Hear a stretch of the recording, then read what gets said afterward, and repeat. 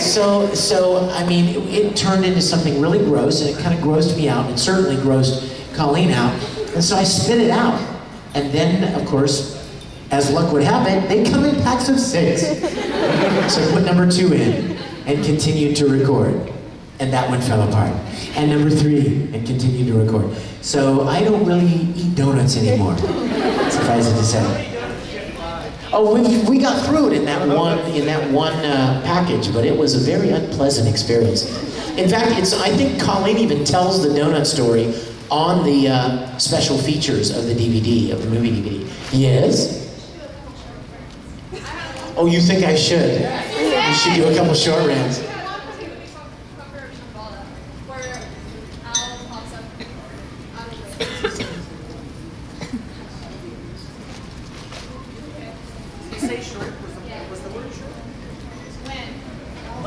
Yeah,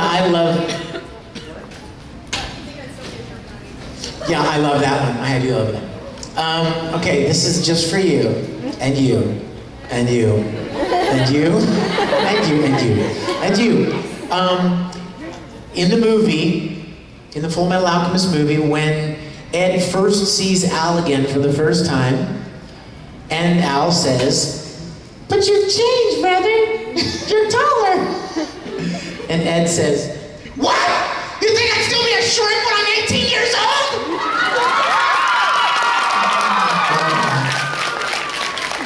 That's like Kakarot.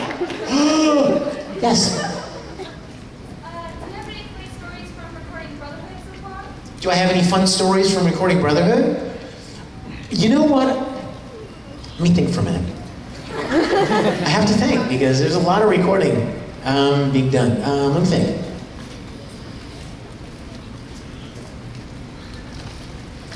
Oh, there was something. What was it?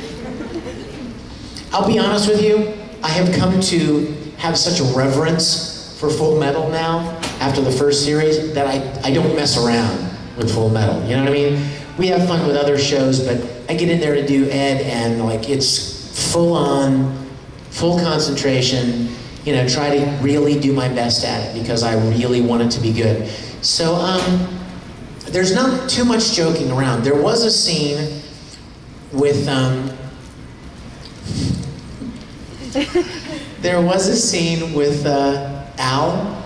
It was the episode where they're back in Rizabul, and somebody, Winry, I think, yells out after Ed and Al are walking away or something, and Winry says something about coming back for dinner. They're making meatloaf. You remember that?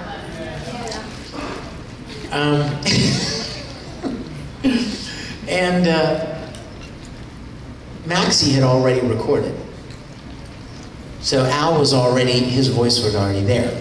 And so I'm in there getting ready to record, and Caitlin, Winry yells out something, you know, don't forget to be home for dinner, we're having meatloaf. And it's a shot of Ed and Al on screen together, and Al goes, "Oh yeah!" and then I say something like, you know, whatever, I don't even know what Ed said. And now you'll know why I don't remember what Ed said, because of what Maxie said. She left what we like to refer to as bombs for me. So I got ready to record my line, and of course I'm going to hear Al right before I record my line. So I hear Winry go, you know, don't forget to be home for dinner. Auntie Panaco's making meatloaf. And all of a sudden I hear Al go, hell yeah!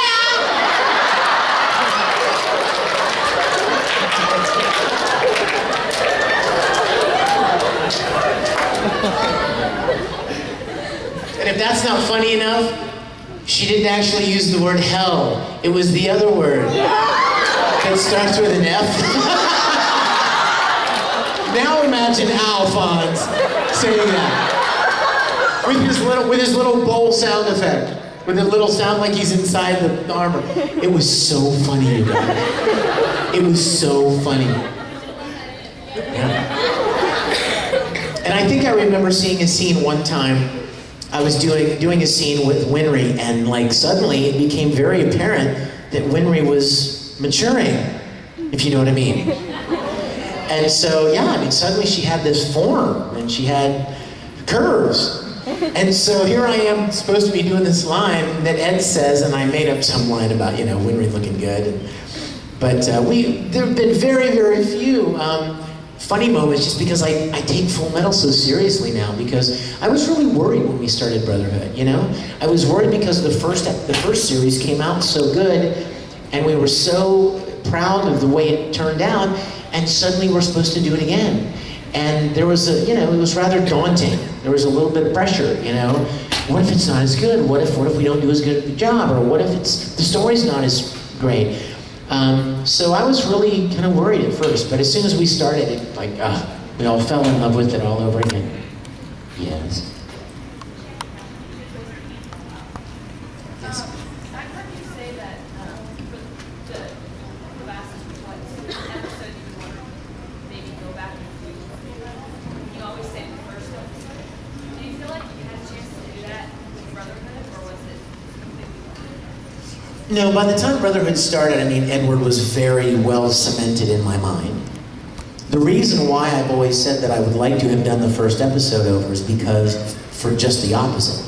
Ed was not cemented in my mind when we did the first episode. We were still kind of finding the character, and I wish I could go back and do it again, knowing now what I know about Ed. But no, Brotherhood was exactly the opposite. You know what's funny is that, hold on a second. You know what? What's funny about the very first session of Brotherhood, the very first episode, I had not done this character for 2 or 3 years, right, since the movie.